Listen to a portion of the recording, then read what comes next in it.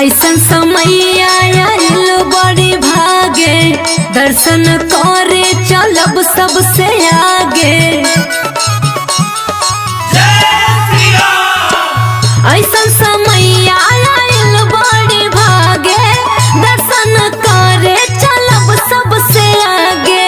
बिगड़ल भगिया चले के संवर श्री राम जी दुलारे। आए हाय रे है अयोध्या पधारे, आए हाय रे चली आरती उतारे।